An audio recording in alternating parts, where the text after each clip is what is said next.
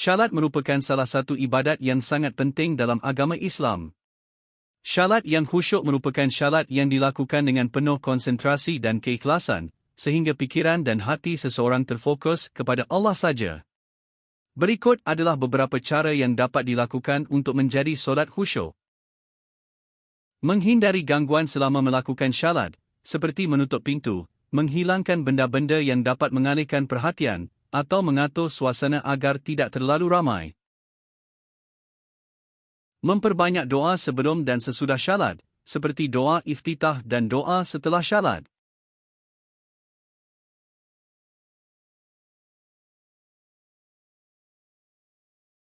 Memperbanyak tasbih, tahlil, atau zikir lainnya selama melakukan shalat. Mencoba memahami makna dari setiap tindakan yang dilakukan dalam shalat, seperti takbir, ruku, sujud, dan lain-lain. Berusaha untuk tidak terlalu cepat atau terlalu lambat dalam melakukan shalat, agar tidak kehilangan konsentrasi. Berdoa kepada Allah agar diberikan kekuatan dan keikhlasan dalam melakukan shalat. Dengan melakukan hal-hal di atas, insya-Allah seseorang dapat lebih mudah menjadi solat khusyuk.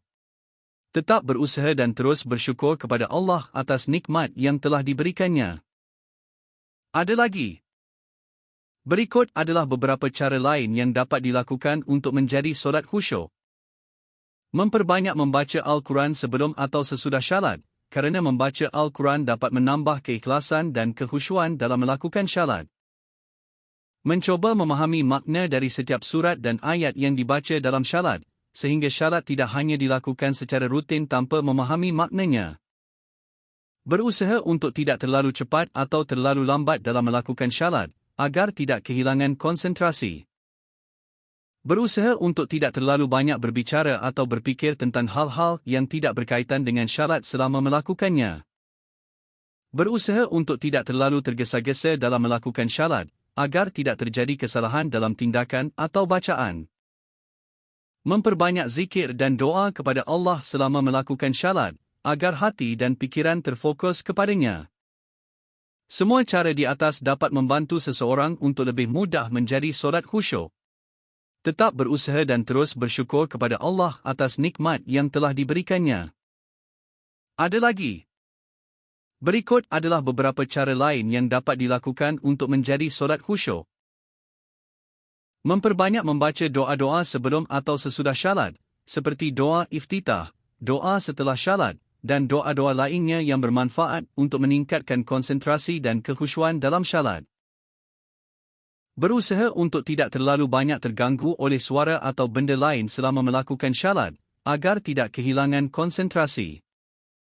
Berusaha untuk tidak terlalu tergesa-gesa dalam melakukan shalat, agar tidak terjadi kesalahan dalam tindakan atau bacaan. Mencoba memahami makna dari setiap tindakan yang dilakukan dalam shalat, seperti takbir, ruku, sujud, dan lain-lain. Berusaha untuk tidak terlalu cepat atau terlalu lambat dalam melakukan shalat, agar tidak kehilangan konsentrasi. Memperbanyak zikir dan doa kepada Allah selama melakukan shalat, agar hati dan pikiran terfokus kepadanya. Berdoa kepada Allah agar diberikan kekuatan dan keikhlasan dalam melakukan shalat. Semua cara di atas dapat membantu seseorang untuk lebih mudah menjadi solat khusyuk. Tetap berusaha dan terus bersyukur kepada Allah atas nikmat yang telah diberikannya.